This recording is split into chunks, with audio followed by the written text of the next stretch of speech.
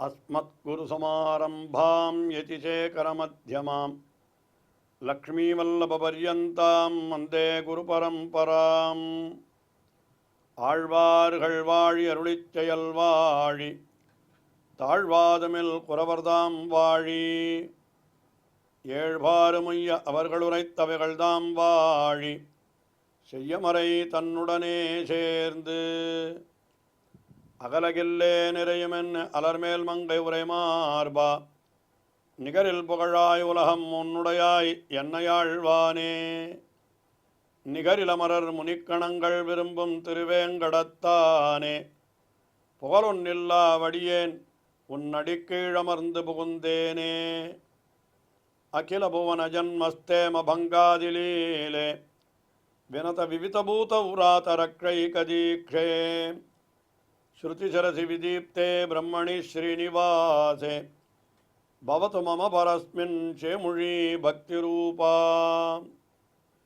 श्रीमान वेंकटनाथार्य कवितार्किककेसरी वेदांताचार्यवर्यो मे सन्निधत्तां सदा हृदि எம்பெருமானை குறித்தும் பிராட்டிமார்களை குறித்தும் ஸ்தோத்திரங்களை அருளி செய்த வேதாந்த தேசிகன் சக்கரத்தாழ்வாரை குறித்து 2 ஸ்தோத்திரங்களை அருளி செய்திருக்கிறார். சக்கரத்தாழ்வார் வேறு எம்பெருமான் வேறு என்றே கொள்ள முடியாதபடி எம்பெருமானே சக்கரத்தாழ்வார் வடிவிலே இருக்கிறான் என்றும் கொள்ளுவதுண்டு. அல்லது எம்பெருமானுடைய ஆயுதங்களிலே ஒருத்தராக சக்கரத்தாழ்வார், ஆயுதங்களுக்கு தலைவராக சக்கரத்தாழ்வார் இருக்கிறார் என்று கொள்ளுவதும் உண்டு. அப்படிப்பட்ட அந்த சக்கரத்தாழ்வாருடைய பெருமைகளை பலவிதமாக சொல்லி அவர் வெற்றி பெற்று விளங்கட்டும் என்று அவருக்கு பல்லாண்டு பாடினார் ஸ்ரீ சுதர்சனாஷ்டகம் என்கிற ஸ்தோத்திரத்திலே. அடுத்தபடியாக அந்த சக்கரத்தாழ்வார் ஆயுதங்களுக்கெல்லாம் தலைவராயிருக்கிறபடியினாலே அவருக்கு முக்கியமாக 16 ஆயுதங்கள் இருக்கின்றன. எனவே அந்த 16 ஆயுதங்களையும் துதிப்பதாக வைத்து ஷோடசாயுத ஸ்தோத்திரம் என்கிற ஸ்தோத்திரத்தை அருளி செய்திருக்கிறார். ஒவ்வொரு ஸ்லோகத்திலே ஓரொரு ஆயுதத்தை சொல்லுகிறார்.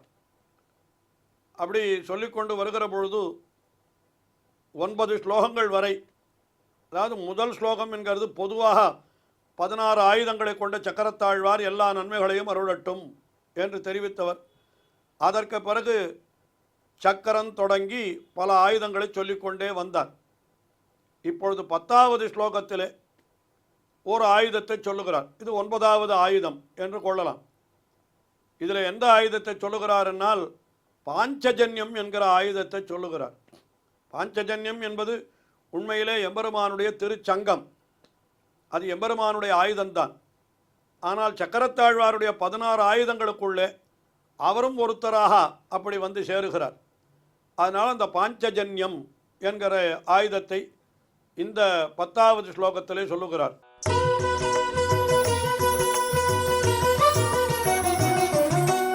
தாரத்வம் யஸ்ய சம்ஸ்தானே சப்தே ச பரிதிருஷ்யதே பிரபோஹ பிரகரணேந்திரஸ்ய பாஞ்சஜன்யா சபாத்துவஹா. இந்த பாஞ்சஜன்யம் என்கிற ஆயுதத்திற்கு ஒரு சிறப்பு உண்டு. அது எப்படிப்பட்டது என்றால், அது உருவத்திலே பார்த்தால் அந்த பிரணவத்தினுடைய வடிவிலேயே இருக்குமாம். பிரணவம் என்கிறதை நாம் எழுதினோமானால், பிரணவம் என்றால் மூலமாகிய ஒற்றை எழுத்து ஓம் என்று சொல்லுகிறோமே, அதுதான் பிரணவம்.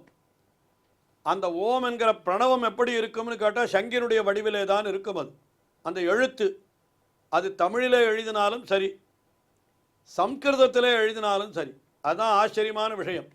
தேவநாகரம் என்று சொல்லப்படுகின்ற எழுத்திலே எழுதினாலும் கூட அந்த எழுத்தினுடைய வடிவமும் சங்கனுடைய வடிவமும் பார்ப்பதற்கு ஒன்று போலவே இருக்கும். அது ஒரு விசேஷம். அது அதனால என்ன சொல்லுகிறார் என்னால், தாரத்வம் யஸ்ய சம்ஸ்தானே. சம்ஸ்தானே என்னால் அந்த உருவத்தினுடைய அமைப்பு அது எப்படி இருக்கிறதுன்னு கேட்டால், அந்த பிரணவத்தினுடைய எழுத்து எப்படி இருக்குமோ அப்படித்தான் சங்கனுடைய உருவமும் அமைந்திருக்கிறது என்று ஒரு விசேஷம் சொல்லுகிறார். அதற்கு மேலே சப்தேச்சா, அந்த சங்கை எடுத்து ஊதினாலும் கூட அது என்ன சப்தத்தை எழுப்பும்னா ஓம் என்ற பிரணவ சப்தத்தை தான் அது எழுப்பும். அது சங்குக்கு இப்படிப்பட்ட பெருமை. அதாவது சங்கு என்கிற ஆயுதம், பாஞ்சஜன்யம் என்கிற ஆயுதம், அது எப்படி இருக்கிறதுன்னா வடிவத்திலேயும் பிரணவத்தை ஒத்திருக்கிறது. அது எழுப்புகின்ற ஒலியும் பிரணவத்தை ஒத்திருக்கிறது. இப்படிப்பட்ட சிறப்பு அந்த பாஞ்சஜன்யத்திற்கு உண்டு. தாரத்வம் யஸ்ய சம்ஸ்தானே சப்தேச்ச பரிதிருஷ்யத்தே. சப்தத்தினாலும் கூட அந்த இதைத்தான் பெருக்குகிறது, அந்த பிரணவத்தைத்தான் அது எழுப்புகிறது ஒலியாக.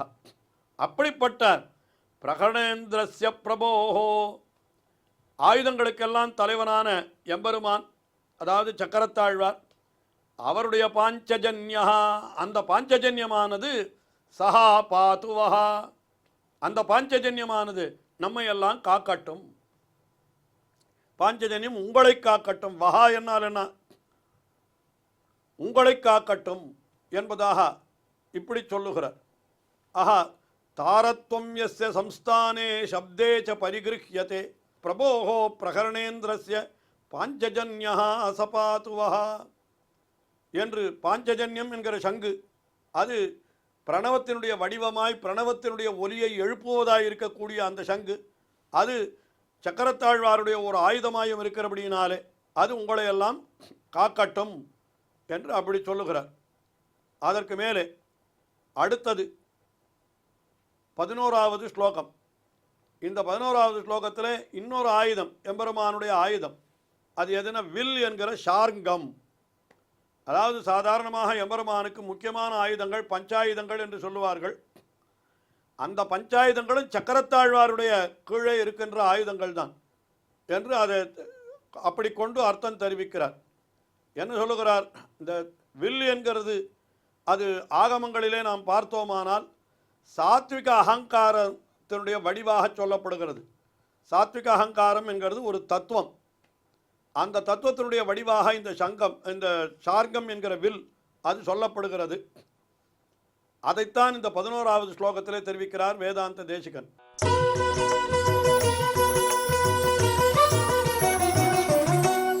எம் சாத்விகமஹங்காரம் ஆமனந்த்யக்ஷசாயகம் அவ்யாத்வச்சக்ரரூபஸ்ய தத்தனு ஷார்கதன்வனஹ.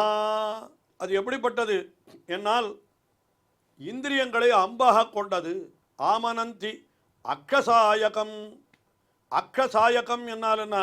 இந்திரியங்களை அம்புகளாக, வில்லிலிருந்து அம்புகள் புறப்படுவது போலத்தான் சாத்விக அகங்காரத்திலிருந்து இந்திரியங்கள் உண்டாகின்றன என்று இதெல்லாம் தத்துவங்கள், இதெல்லாம் சாஸ்திரங்களிலே சொல்லப்பட்டிருக்கிற தத்துவங்கள்.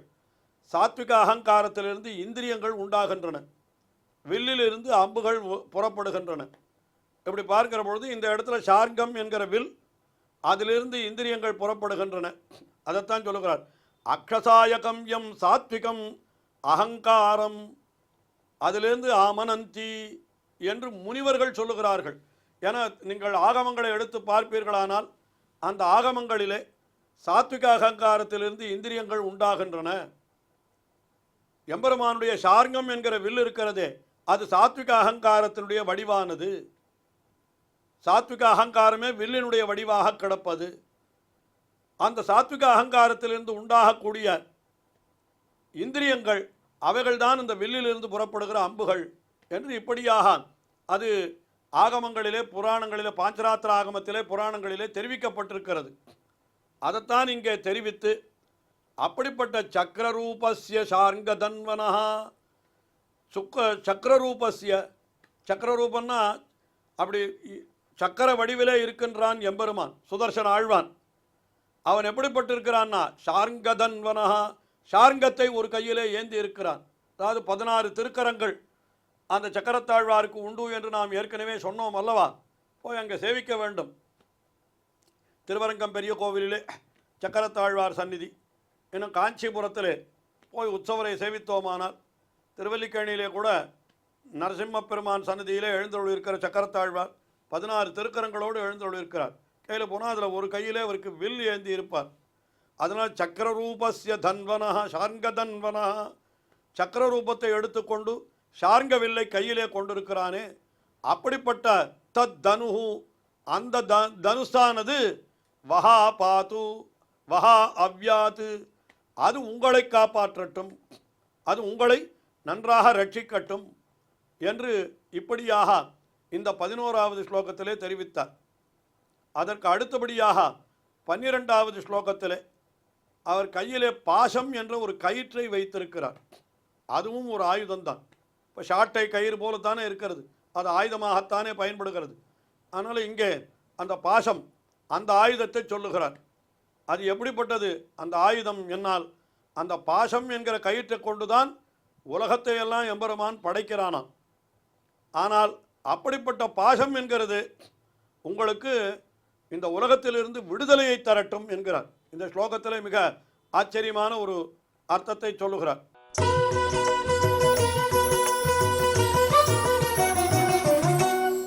ஆயுதேந்திரேண ஏனைவ விஸ்வசர்கோ விரச்யதே சவஹா சௌதர்ஷனஹ குர்யாத் பாஷஹா பாஷவிமோச்சனம். ஆயுதேந்திரேண ஏனைவ, ஏனைவ ஆயுதேந்திரேண, அதாவது ஆயுத இந்திரன் என்னால் 6 ஆயுதங்களுக்கெல்லாம் தலைவனான சக்கரத்தாழ்வார். அவர் என்ன பண்ணார்? ஏனைவ விஸ்வசர்கா விரச்சியதே, எந்த பாசத்தை கொண்டு உலகத்தினுடைய படைப்பை செய்கிறாரோ அதை கொண்டு அப்படி விரித்தாரானால் உலகங்களெல்லாம் படைக்கப்படுகிறது.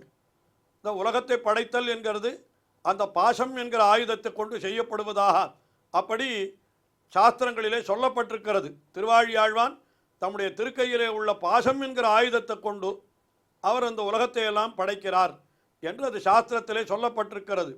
ஆஹா, ஏனைவ விஸ்வசர்கா விரச்சியதே, அப்படிப்பட்ட அந்த சஹா பாஷா, அந்த பாசமானது என்ன பண்ணட்டும் என்னால் வஹா பாஷ விமோச்சனம் குர்யாது, உங்களை எல்லா விதமான உலக கட்டுக்களிலிருந்தும் உலக பாசத்தினிருந்தும் அது விடுதலையை செய்தருள வேண்டும். அதாவது பாசம் என்கிற கயிறு இருக்கிறதே, அது சாதாரணமாக எல்லாரையும் கட்டித்தான் வைக்கும். ஆனால் இங்கே என்ன சொல்லுகிறார் என்னால், அந்த பாசம் என்கிறது கட்டுவதற்கு கருவியான பாசத்தை போய் விடுவிக்க கருவியாக சொல்லுகிறார் இந்த இடத்துல வேதாந்த தேசிகன். அது மிக ஒரு அழகான சொற்பிரயோகம் அது. ஏன்னா சக்கரத்தாழ்வாருடைய அந்த திருவடிகளை தொழுதால் நமக்கு இந்த உலக பாசத்திலிருந்து விடுதலை கிடைக்கும்.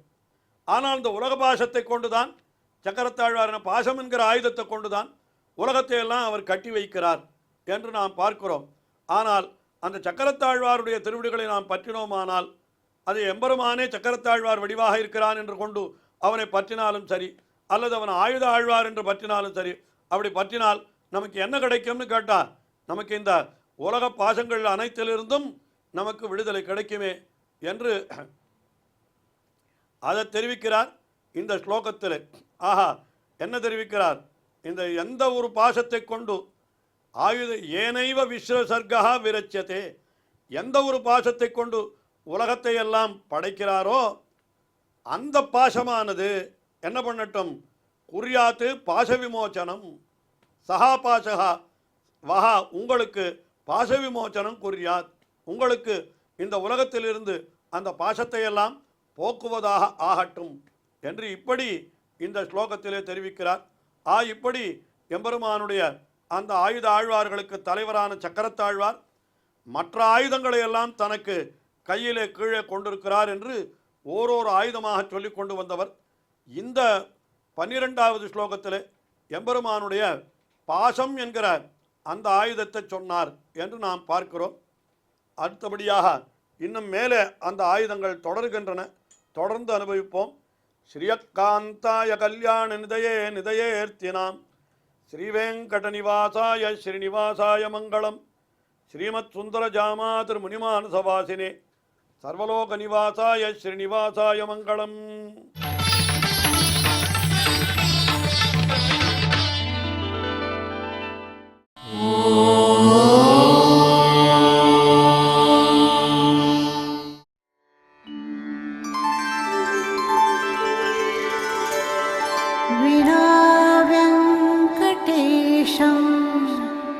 ननाथो ननाथः सदा वेङ्कटेशं स्मरामि स्मरामि. हरे वेङ्कटेश प्रसीद प्रसीद प्रियं वेङ्कटेश प्रयच्छ प्रयच्छ